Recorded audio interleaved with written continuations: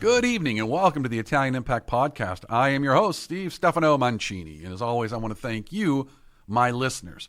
Now, a little fun fact. So every week, I like to go peek and see how the downloads and who's tuning in and all that good stuff. What's absolutely blowing my mind is obviously the most listeners are coming from the United States, but I want to give a shout out to the listeners that are coming in from other countries like Australia, Canada, Singapore, the United Kingdom, Italy, Brazil, a whole bunch of other countries out there that I'm absolutely so appreciative of you. So if you're in one of those countries, I know you're listening, and I want to thank you for tuning in. And hopefully you're coming back because you're enjoying the show. I do try and keep the show light. I try and bring on good guests. And as always, you're welcome to email me. I can have a guest from anywhere in the world. So if you have someone you'd like to see on or hear on this show, feel free to email me at questions@ItalianImpactWeekly.com. Again, that's questions@ItalianImpactWeekly.com. So looking forward to hearing from you. I have gotten suggestions for guests through the email, and as a result, I've put folks on here that I would not have known if not for you, the listeners. So the folks all over the world, I know you're listening, and I am so appreciative of that. A little fun fact, I had the opportunity to be on a really good podcast called The Lion's Den. They were guests on this podcast not too long ago. Had a great time. When that gets posted, I'm going to share that with you. Those guys are awesome, and I appreciate them having me on the show. And always, I want to mention, this is the 80th anniversary of the end of the Second World War. If you are going to be in the Chambersburg area, 11 September, they will be celebrating the 80th anniversary of the construction and dedication of the chapel that was built by the Italian prisoners of war. So if you're going to be anywhere near central Pennsylvania, I really encourage you, go out there. I'm going to be there on 11 September. Again, that's Chambersburg, PA. We're going to be at the chapel. And if you want to know more about the story, I'm going to sell it. I'm going to keep selling it. I think it's a great story. I think the people in it were wonderful. But it is called Fedeltà, Soldier Prisoner, and it is available on Amazon Prime. Now, for my international listeners, I apologize. You may not be able to get it on Amazon Prime, so I am working on some other ways to get that distributed internationally. It is available for my folks in the United Kingdom. You can get it on Amazon.uk. So if you are in the UK and you are listening, please check it out. It's called Fedeltà, Soldier Prisoner, and it tells the story of the Italian prisoners in Chambersburg, PA. Now, moving on, as always, I like to give a little administrivia about the honorary consul. Everyone knows I'm the honorary consul for the Italian government here in the Pittsburgh region. A lot of folks don't know this. This is a volunteer job. I try and spend time in the office on Mondays and Fridays, so I'm getting a lot of calls on a lot of topics. Keep in mind, as an honorary consular, I am limited in what authorities I have, but know this. I continue to try to support you to the best of my ability, and you're always welcome to call me. If I can help you, I will help you. If not, I will try to provide you resources for folks that can help you. Now, time to get done with all the administrivia, and the reason you're here is to listen to a wonderful guest. His name is Richard Graziano. He is the co-president of the Italian Genealogical Group, and I met him when I was in New York at the Calandra Institute showing the documentary Fedeltà. And Richard, I appreciated him coming and showing up, and I liked him so much, and we kind of hit it off that I said, I got to have you on the podcast. So, Richard, welcome to the show. Well, thank you, Steve. Pleasure to be here. I'm glad to have you. So, Richard, we haven't, you need to be very blunt to the folks listening. We haven't known each other that long, but I started doing a little homework on the group. But what I want to do is I want to talk a little bit about you, because folks are going to learn all about the Italian Genealogical Group, but there's probably a reason you're involved in that. So let's talk about that. Tell me a little bit about yourself. Where are you from? Where's your family from? Well, I'm from New York. I grew up in Queens. I was a teacher for, are you ready for this, 51 years. That's it? Between high schools and college. I taught in the City University of New York, where I taught tourism and hospitality, and I became the department chair for a period of time. And so I have a doctorate in education. I spend a lot of time doing volunteer work. I'm a docent on the High Line, which is an old rail line that's been made into a park on the west side of Manhattan, and I do tours there. And the rest of my time, I think I spent doing genealogy. It's fantastic. Now, where's your family from? Obviously, with a good name like Graziano, they're obviously Italian. Right. Where are they from? Well, yes, that's true. Well, I grew up among my mother's family, the Schiavelli family in Jamaica, Queens, and they come from a little town called Quindici, the number 15 in Italian. There are actually two stories about that town. One is that it's so named because of it's around 15 kilometers from Naples. That's the boring story. The good story is that it was founded by 15 ne'er-do-wells who came to this town and realized that it was a great place to hide out because it's surrounded on three sides by mountains, and if the Carabinieri were on their way in, they could flee to the mountains and stay there till they left. So something tells me it's a little a column A and a little a column B. Yes, that's the better story. Exactly. So now, is your father? Where's your father from? My dad's family is from Abruzzo. Okay. From a little town called Chieti. The province of Chieti, the comune is called Crecchio. Oh, okay. Now, I didn't know any of that until I started doing genealogy. So I knew quite a bit about my mother's family, but my father wasn't much of a talker. So when I started doing genealogy, I said to him, so tell me, where's your family from? He says, I have no idea. So that didn't, not much help there. So, but eventually I wound up finding some key documents along the way that told me where my grandfather grew up and was born, and that led me to a pathway that led me back into the 1700s in terms of my family tree. Now, you said you're a dual citizen. Did you get that from birth, or did you get that later on? No, I got that 2 years ago. I went through the process before they made all the changes, the recent changes that have taken place. I applied. I made the appointment with the consulate in New York in 2018. The appointment was for a year later, and I spent that year gathering documents and apostilles and all the other things that you needed to get, and was successful in achieving or having my citizenship recognized.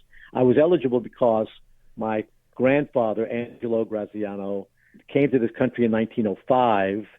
My dad was born in 1915, but my grandfather didn't naturalize until the 1940s, which was not unusual for Italian immigrants. They didn't realize the necessity of naturalization until it became obvious that Italy was going to be on the wrong side of that war. So then they rushed to get their citizenship done. So pretty common. No, that's absolutely true. In fact, that was kind of what happened to me in a roundabout way, but it was my great-grandfather. He passed away before he got his citizenship. So that line was never broken. Now, the funny that you mentioned the changes in the laws, because under the new laws, I would not have gotten my Italian citizenship. And even under the new laws, my kids cannot get through the Iur Sanguis. They can't get that passed down to them. So I think people don't understand. These laws changed a lot of things. I do think personally that the change to some degree was needed, because I think there are a lot of people, and we're going to segue into the genealogical stuff in a second, but I want to, preface that with this. A lot of people, when you say, why do you want to become an Italian citizen, they really don't have an answer. There's no connection. They don't speak the language. They just want that passport. So if they go to Europe, they can skip the line. They're not going to buy property. They're not going to live there. But there are other people that are getting that passport to get out of their country. So in the U.S., I think it's too much of a status thing. In other countries, it's their ticket to get out of that country. Well, I had a great-great-great-great-great-grandfather back in the 1800s. He was an Italian. Therefore, I get my Italian passport. Now I can leave this country and get out of here. Neither one of those is good reasons, in my opinion. So when people are going to go through that much effort, I think you have to have a deeper reason. Now, at some point, you had a deeper reason to connect to your roots. Talk about that. When did that passion become, something that you actually started acting on? Well, we have to go back about 40 years. As I mentioned, I grew up among my mother's family, and a few of my cousins realized that as the family continued to grow and more children were born, that most of the people in the family probably couldn't recognize each other if they walked past them in the street. And so they began to do this annual family picnic, which, by the way, is still going on. It's in its 52nd or 53rd year. And you would go there, and you would see about 200 people would come to the picnic. But you would primarily hang out with your first cousins, so those are the ones you knew. But you knew that you were related to everybody who was at this picnic. How? You had no idea. So one year I showed up with a big piece of white cardboard, a piece of oak tag, and I sat down at the table and I asked for each family unit member to come and tell me who they were, how they related, and they began to sketch out this very rudimentary family tree. Because back then there was no Ancestry, there was no Family Search. This was all pencil and paper and cut and paste and all kinds of things of that nature. We wound up with about a couple of hundred people on this chart, and then I sent it out to everybody I knew, and then I forgot about it. Then in 2015, my mom passed away, and I was kind of looking for things to do, and I said to my wife, usually a dangerous thing to say, I think I've got some free time. What should I do with it? So she actually said three things, a couple of things. One, she directed me, said, well, you like bringing people to the High Line when they're visiting New York. Why don't you go be a volunteer there, which I have done and done now for 10 years. And then she said, you've always been interested in family history from way back when. Why don't you take a course and learn more about how the modern family historians get their information? So I said, that's a great idea. She said, good, because I've already enrolled you in a course. So I took a course, and in the middle of it somewhere, I learned that there was an organization called the Italian Genealogical Group. And I began to attend their meetings. And now 10 years or 11 years later, I'm co-president. So if there was a long-term interest in this topic, but I didn't really get involved heavily until about 10 years ago. Now I have about 3,000 people on my family tree.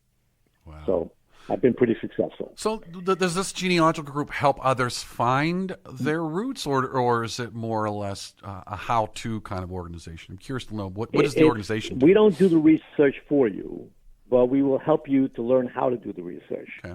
So, for example, we meet on the second Saturday of every month, and these days it's on Zoom as well as being in person on Long Island in Bethpage.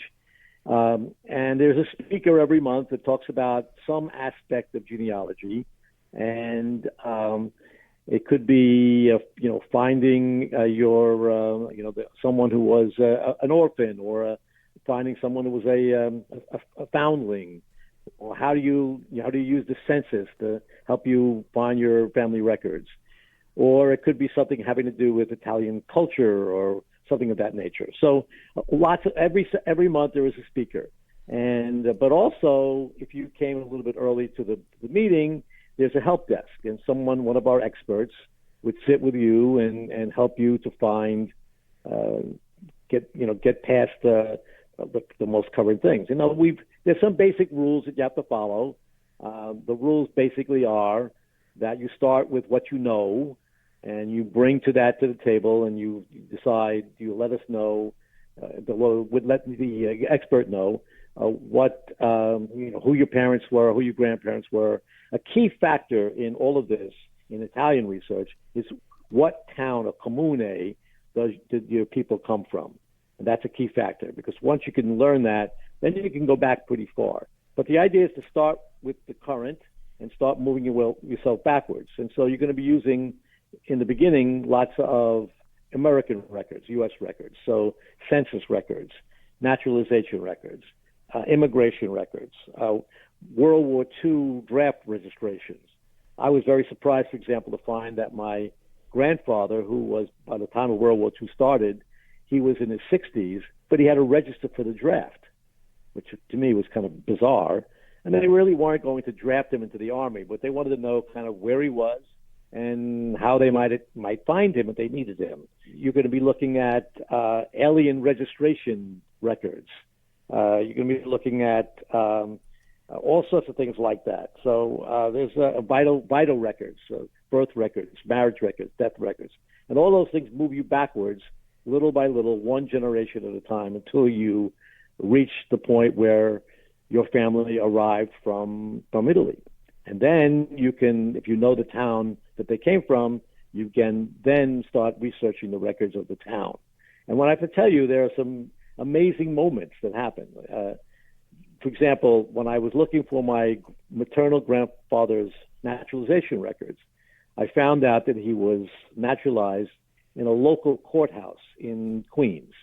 You could have been naturalized in a federal court, a state court, a local court. Any of those were performing naturalizations. So it turned out that he was naturalized in the Supreme Court of New York, which is the lowest court in New York, in Jamaica, Queens. So I went there and said to the clerk, county clerk, that I wanted to find this particular record. I had the number by that point, and she told me to sit down and wait. And she sent one of her underlings down into the basement, and he brings up this huge book covered with dust, and they opened up, and there was my grandfather's original naturalization petition with his signature. Wow, the original. Did you expect this? Did you think that was going to be there? No, I had no idea what I was going to find. This was very early in my research, and so I had no idea what I'd find. But it was an amazing moment, you know. Right. And so you learn certain things as you go along. You know, for example, my mom passed away in 2015, and there are questions that I wish I had asked her, and every genealogist will tell you the same thing. It's a lament of every single genealogist that they didn't ask the questions that now might take you months or years of research to answer, or maybe you'd never find the answer. To give you a perfect example, something happened this week. I gotten a photograph of some ancestors of my father's family, and there were 6 people in the photograph, and I knew 2 of them. I was able to find the identities of 2 others from another cousin, and then that cousin said, well, those other 2 guys, they're relative brothers of the one woman. The one woman is my grandfather's sister. So those 2 guys could be my great uncles. Huh. And you had no idea that they existed? Well, I knew who those people existed, but I didn't. Some of these people, I don't know what they look like. Right. You know, and here's a photograph. Right. And so I asked, well, do you know anything about them? And she said no. And then she uttered a statement that to me tells you a lot, and that is, she said, and there's no one left that I could ask. Yeah. Because they're all gone. So I kind of formulated this first, what I call the first law of genealogy in my research, and that is ask the people who are still around, because not only do they know who's who, they know the stories. That's they know all the things that even if you find these people in the records, they don't have the inside story of, you know, what happened to this person when he was 12 years old that made him take up a particular line of occupation, or maybe somebody who committed the crime or something like that. You're not going to find those necessarily in the records, but those older folks, they know the story. Right. It's just a name in the book. It's important to talk to them. That's right. Richard, I'm going to be right back. I got to pay the bill. So, folks, don't go anywhere. I'll be right back. Ciao, Chrissy. Your Italian got so much better. Brava. Grazie. It's because I learned the best way possible. How so? Well, I learned that with apps, grammar books, and even YouTube videos, I could only get so far. I had to immerse myself. I noticed I did best when I was in Italy visiting family. That's where my level really soared. And wow, did it work? Thanks. I became much more confident, fast. That's why I created Footsteps Through Time. It's an Italian language experience. You don't just take Italian classes, you immerse yourself in a real Italian village. With lots of fun activities and excursions, it's life-changing. I see. So, no more boring grammar, impersonal apps, just real conversations, real culture, and delicious food, of course. Exactly. I'm so excited about this. Learn Italian by actually becoming part of the local community for a week and living it. So if you've been dreaming of Italy and the language, check out Footsteps Through Time in Italy.com. Book now and join the experience. Andiamo! Thanks to Greater Pittsburgh Travel. For any of your travel needs, let Tom and the team at Greater Pittsburgh Travel know, and they'll take care of you.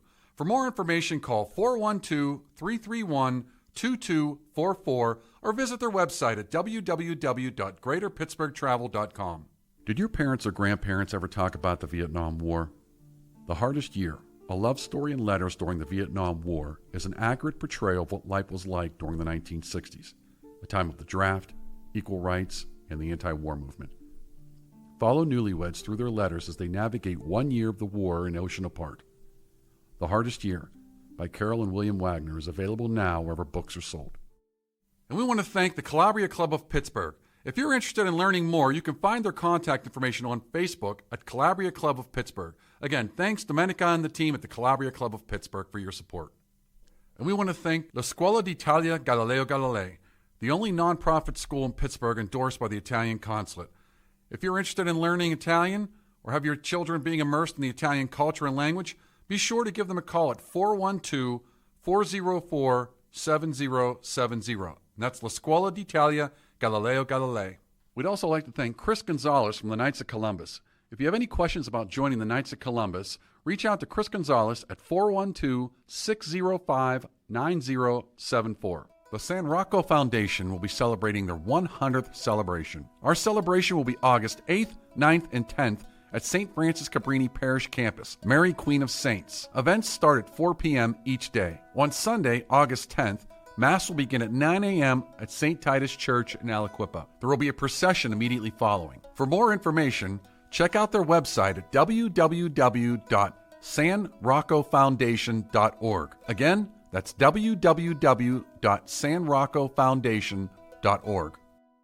Hello, Bucco fans. This is Steve Stefano Mancini, international award-winning filmmaker and host of the award-winning Italian Impact podcast. Join us in celebrating the Italian community on August 23rd as the Pirates take on the Colorado Rockies. This special offer includes an exclusive Pirates co-branded Italian hat and loaded value, good to use on concessions and merchandise on the day of the game. Also, a portion of each ticket will be donated to a local Italian charity. So come experience a unique blend of sports, culture, and community during Italian Heritage Night at PNC Park. Grazie, ci vediamo.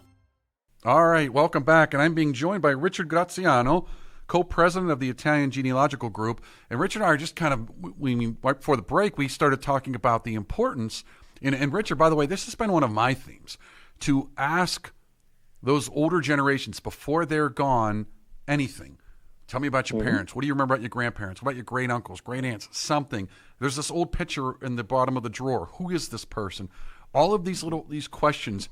And you know, when I was showing the documentary last year in Italy, I was trying to tell these little kids. I'm like, and I do it in the States when I talk to you. I says, you got to ask your grandparents now before they're gone, because you might not care now, but you might find out that by the time you do care, there's no one there. But you nailed it, Richard, because when I was really kind of jumping in both feet into my genealogy, they're all gone. There's no one I can ask. I was lucky to have found a relative when I went back to Italy that was old enough to remember her grandmother, who would have been my grandmother's aunt. And so, I was able to touch one, what I'll call a string to the past. And ironically, after I spoke with her, I think 2 months later, she passed away. So I was like, I just made it. And so I really encourage the listeners, don't wait. Start digging, start asking. Richard, let me ask you something. Are you surprised? Because here's something I hear a lot. A lot of people say, my relatives were from this town, but it was destroyed during the war. Are you surprised, or do you run into the wall of, talking to people, that there is a wall of records were destroyed or they're gone, or have you never run into that? Oh, no, that happens all the time. You'll also, for example, this town of Quindici, apparently the municipal building burned down with the records. But what a lot of people don't know is that there's another copy of those records in the state archive. And so there's a website called Antenati, Antenati, from which you can often get many of the records, the duplicate records, and that is all online. And if you get lucky, those records will be in those state archives. So to give you an example, we talked before about the idea that I didn't know much about my father's family. Well, when I found on my grandfather's naturalization papers the name of the town he came from.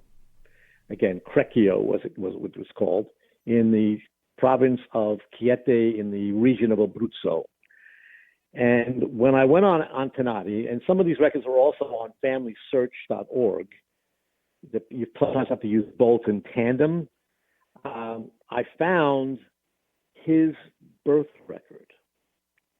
Now, all of a sudden, there's my grandfather's birth record right in front of me on the screen.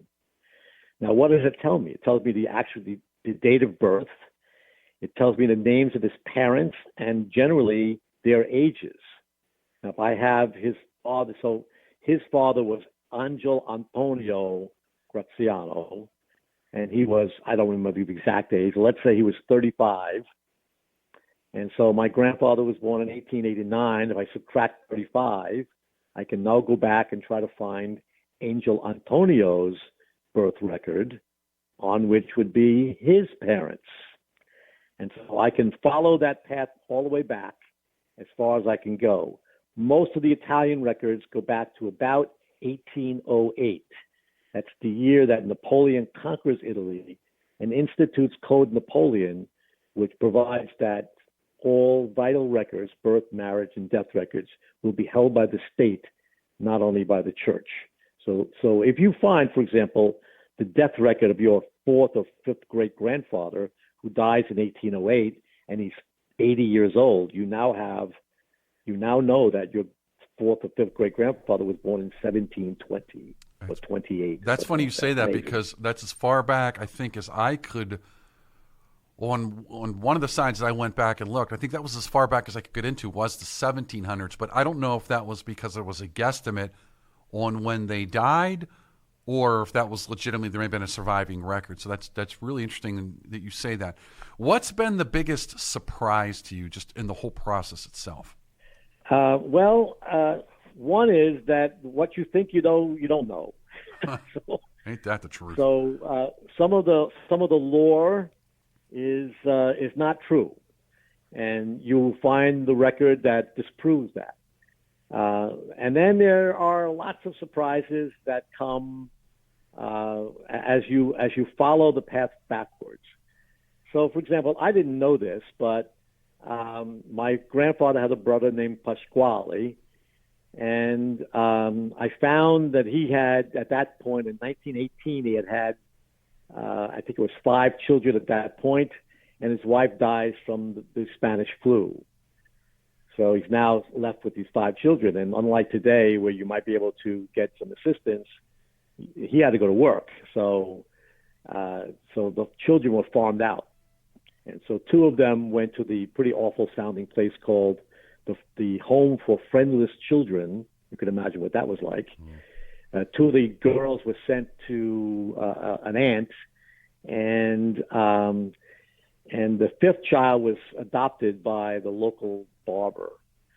Now, I found out this 5th child's name because I looked at an obituary.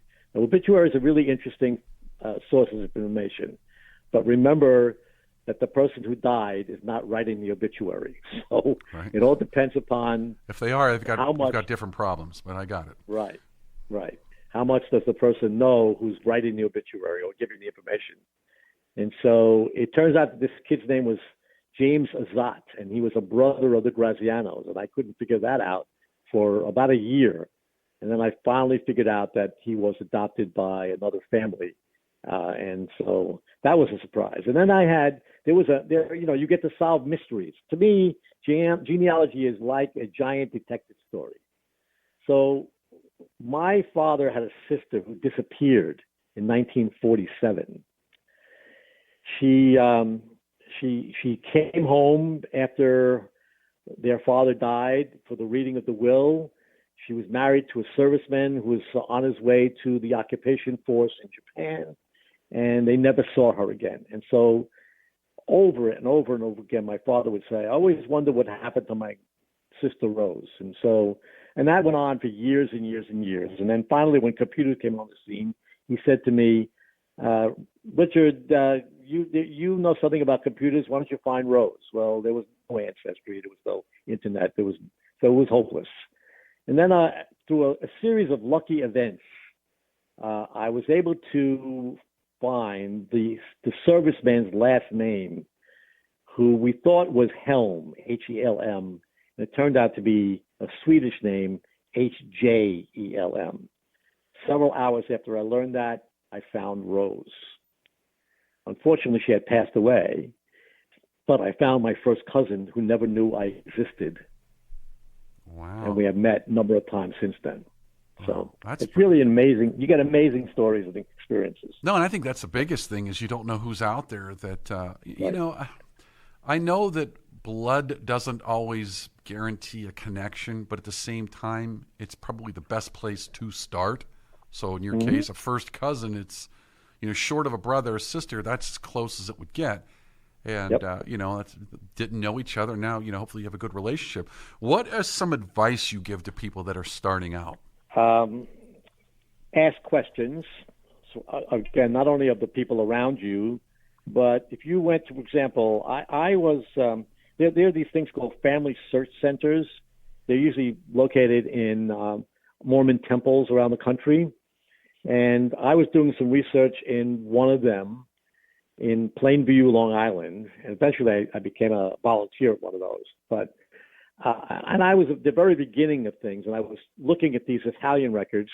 And I, like many, many other second-generation Italians, do not speak Italian, for the reason that my parents wanted to make me and my sister as American as possible, and therefore never spoke Italian in the house unless they were speaking to each other and they did not want us to know what they were saying.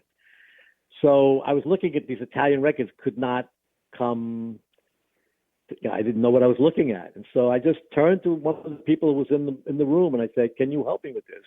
And one of the things that's true of the genealogical community is that people are very willing to help. And so this fellow helped me to learn how to read this document.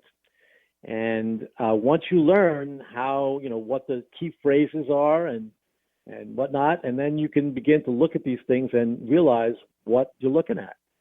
So that's one piece of advice. Ask questions, not only to the people in your family, because they might have the pictures or the documents or whatever it might be, but also to the people who are doing research sitting next to you. And also, you know, not all records are online, first of all, and even those that are, the records that are not there today might be there tomorrow. And so it's important to keep looking and keep working at it. I always say that genealogy is a long game. You may not find what you're looking for today, but it might be there next month or the month after. So those are some of the things that I've learned. Now let me ask you one kind of a final question, kind of a little deeper one. Why is this important? Well, I think it's important to know who you are and where you came from. You know, I think, for example, one of the side benefits that happened as a result of all of this was I began to learn something about the immigration process and what people went through. And, you know, right now the immigration is a hot topic and you probably have strong feelings one way or the other. But if you don't know what your ancestors went through when they came here, I think you're missing out on seeing the big picture. So, for example, all four of my grandparents came here in the 1903, 1904, 1905, etc. And so, basically, back then, if you wanted to come, you came. There were really not very few restrictions. And then in the 1920s, because of eugenics and a belief that Italians were somehow inferior, they began to pass laws that restricted immigration. First, passing literacy requirements. Then in 1921, the first of the Quota Acts was passed. So if you look at the numbers of immigration in, let's say, 1920, there were 200,000 Italians who came here that year. Okay, and then they implement the first quotas, which reduced that to about 40,000. So a pretty significant decrease. And then in 1924, they passed a law which it was in effect for the next 40 or 50 years, which severely limited immigration from Southern and Eastern Europe. So now Italian immigration was limited to 4,000 from 200,000. And so you learn that that's the prevailing thinking in the United States, that somehow we were not up to snuff. We could never become true Americans. And so you get a feeling for how important understanding immigration is to understanding the current situation. That's funny that you say that, because I don't believe that prejudice goes away overnight. And I still think that there's a lot of prejudice against the Italian community, a legacy. There's a lot of stories. You can go all the way back to, for example, no matter how you feel about Columbus Day, why was that holiday instituted? There's a lot of stories like that. And when people forget those stories, to your point, they forget that there was a struggle. And so, now you've got people just say, I'm one of these people that just believes that whether you like the laws or not, the laws are the laws. You don't have to like them, but the laws are the laws. You don't like them, go run for Congress and change the laws. That's my philosophy. But at the same time, anybody should be able to come here if they meet that criteria. So Italians paid a price, and I still think that there's some legacy from that. And to your point on the genealogical studies, I've learned a lot more stories as a result. So it's not just about pieces of paper and a name and a date on a piece of paper. It's the stories behind that really kind of open your eyes, and you go, wow, I didn't know that. Wow, that's pretty interesting. Wow, that's pretty funny or pretty sad or pretty whatever. But it's, there's more to, genealogical studies than just names on paper. Would you agree with that? Right. Oh, absolutely. The stories are important. That fellow, my great uncle Pasquale, after he loses his wife, he sends a message back to the old country. And this is a great story. He sends a message back. He says, basically, I need a wife. I've got 5 kids. I need a wife. So coincidentally, there's a young woman in the town. This is 1920. So she had lost her husband in World War I and had a child. So they say to her, go to the United States, marry this guy, and he'll take care of you and your child. So she comes to the U.S., and she arrives on Ellis Island. Pasquale comes from Wilkes-Barre, Pennsylvania, where he lived, and all bearing gifts and his Sunday best. And he meets her, and somewhere in the conversation, he says the words, we'll get married, you'll come back to Wilkes-Barre, you'll meet my 5 kids. And there's a pause. And she says, 5 kids? No one told me that. I'm sorry, I can barely manage the one I have. I can't do that. Oh, my God. So she went back to Italy? And so she doesn't actually go back to Italy. She winds up in there was a house run by the Scalabrini fathers in Manhattan called the Casa San Raffaele. She winds up there where she meets somebody else and eventually gets married. But poor Pasquale now has to go back home to Wilkes-Barre without a wife. And someone in the local newspaper gets wind of this. And so there's an article on the front page of the Wilkes-Barre Times Leader, and a couple of days later it says, a local Italian man left at the altar by Italian beauty. Oh, no. Front page. Yes. So that's a story. Oh, poor guy. That's a story. I actually feel felt and there are for a million of them. And then things like you had no idea. I think most people in the United States take for granted that if you have a baby, more than likely the baby's going to live. Okay. Yeah. Now it was always common in most families that there were children who never made it past the age of 3 or 4 or 5. There was one family on my tree where there were 15 children born, and only 3 of them made it to adulthood. Wow. And that gives you an idea as to why they came here. There wasn't enough food. There wasn't enough money. The health was bad. In the southern part of Italy, malaria and cholera were present all the time. And so oftentimes they fled and they came here. You know, when you think about it, most of these people lived in a little comune. They lived there most of their lives in that same spot. And now they're coming to Naples or to Palermo, and they're getting on a ship, spending several weeks on the ship, and arriving, you know, at Ellis Island, you know, and all of a sudden they're in a new place. They don't know the language. They don't know the people. They don't know how they're going to be treated, you know. By the way, I want to mention one myth that everybody should know about, and that is no one changed their name at Ellis Island. Okay? Not on purpose. The Ellis Island inspectors just read from the manifest prepared by the shipping company. And so there's actually a scene in The Godfather 2 where little Andolino comes to the place and his name is changed by the person. Never happened.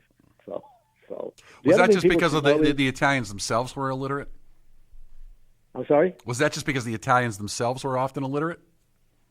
Oh, yeah, absolutely. I mean, they gave their name, and the person in the shipping company wrote it down, and they could have written it wrong. That's certainly possible.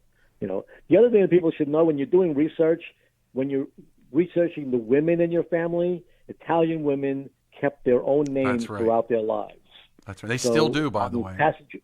I'm sorry? They still do. In fact, I do a lot of passports, and you have to specifically say, use my married name. Otherwise, they don't change names. That's a cultural thing that I think a lot of Americans don't understand. It's not an insult. That's just they don't change their name. So when you're looking at passenger manifest, for example, and the wife is coming with the children, the wife is traveling under her maiden name, and the children are traveling under the father's name. That's right. That's right. They're not little bastard children. That's just the way they kept the names. That's right. Now, that's a good point, because I think a lot of people would see that and go, well, wait a minute, was Grandma not married to Grandpa? Like, no, they're probably married. They didn't just automatically change the name. And I'll tell you what else, it's funny you say that, because in Italy there's something called a codice fiscale, and I'd say the most equivalent thing would be like a social security number, and it's based off of your name, your comune, your like all this data about you that creates this unique value. And to your point, when you change the name, then the codice fiscale doesn't match. It's what there's a lot of reasons they don't change names in Italy like they do in the U.S. And the irony is we're the ones with the identity theft problems. Like, So you tell me what's going on. But Richard, what are some other final thoughts you'd like to share with the folks that are listening? Well, I'd like to talk a little bit about the IGG, if we could. Please. Okay, so as I mentioned, I learned that there was this group going on in it was then a local group in Bethpage, Long Island, and I began going to the meetings and meeting people and getting help and talking to people and eventually, learning from the speakers and whatnot. And today, probably because of COVID, we became a national organization, because all of a sudden we began to Zoom our webinars across the country. And so today it's gone from a local organization of maybe 100 members, 200 members. Now we have nearly 2,000 members in 48 states and many foreign countries. So it's really an important thing. And again, we have monthly meetings that you can use. If you become a member, you can watch the meetings. And we also have a newsletter that comes out 10 times a year. And as in many organizations, many of the same people do most of the jobs. And so not only am I co-president, I'm also editor of the newsletter as well. And so that's a 12-page newsletter that comes out every single month from September through June. And it has articles about how-to and the results of people's researches and immigration policy, and you name it, it's something in there. There's a culture column and whatnot. And so it's a really great organization. In fact, our newsletter just received a national award. From the National Genealogical Society. Congratulations. Thank you very much. And as the editor, I'm extremely proud of that. And all of our writers who submit things, and our newsletter team as well.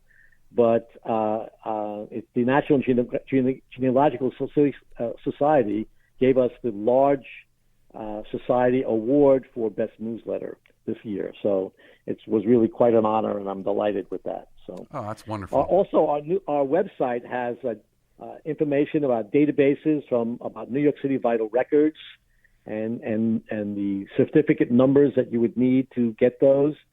We have some church records on there, and so we're continually working on our website. And so, and to join is a ridiculously low amount of $25 a year.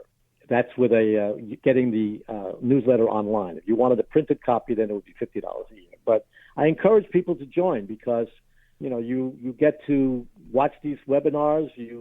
We for example, last year, 1 year ago, in November, we did our first conference. We had a full day conference of workshops on Italian genealogy, and it was a huge success. And we've decided, because it was so successful, that we're going to run a second one in October of 2025. So at the end of this year, we'll be doing 2025, right? And so we'll be doing, it'll be 2026. I'm sorry, I apologize. And we'll be doing a 2-day event. And it is all online. And the registration was very modest. I don't know what it'll be next time, but the last time it was $49 to register for the conference. And if you go to conferences around the country, you'll find out that conference registrations can be in the hundreds of dollars. So this was, I think it was if you had the early bird registration, was $49. And you got some of the premier genealogists and experts in Italian genealogy giving workshops, and you had access to all of those workshops for 6 months after the conference was over. So that's coming up. And so there's a really good reason to join our group. And it's something that it changed my life when I began going to these meetings, and I began to learn how to do this. And I must warn everybody, however, genealogy is an addiction. It's fun though. It's like you said. It's like nothing else. It's a mystery. It's a puzzle, and I actually enjoy it. Richard, I want to thank you for joining me today, and I will put the link to the website down there in the description. So if you go down in the description, you'll see the link. But I want to mention this, to all the listeners. Number one, you don't have to be Italian to do this. This is, that's the focus, but that's not the limitations. Like I said, I've got listeners coming from the United Kingdom, different countries in the Middle East. I got from Singapore. I've even got people coming in from Russia, China, a lot of countries, even from several countries in Africa where I've got decent listenership, which again, I thank you very much for joining. So I would encourage you. I should mention to you on that topic, there is a German genealogy group. Right. There's an Irish group. There's a Jewish group. There's a lot of groups out there. Right. Yeah. And I would encourage people to go find them, join them, and then do your own research on your own family, because it's just fun to go back as far as you can go and see, well, how far back can I trace my family? So you don't have to be Italian to do this. And Richard, I do appreciate your insight. I'm going to put a link to the website. By the way, real quick, since you were mentioning those other groups, do you guys have links to any of them on your website? Offhand, I don't think we do. Okay. But if you just type in your ethnicity and genealogy, those groups will come up. Right. So I want to encourage anyone that's listening. You do not have to be Italian to do this, and I would encourage you to do it just because it's fun. It is a puzzle, and I think you might find out that there's always something interesting in your family tree, because eventually these family trees are going to converge at some point. So, Richard, I want to thank you very much for joining me today. I want to thank the listeners for tuning in. And as always, I hope, God willing, I will be back next week with another wonderful guest. In the meantime, you have a wonderful and a blessed week, and I will see you again in the near future. Thanks again.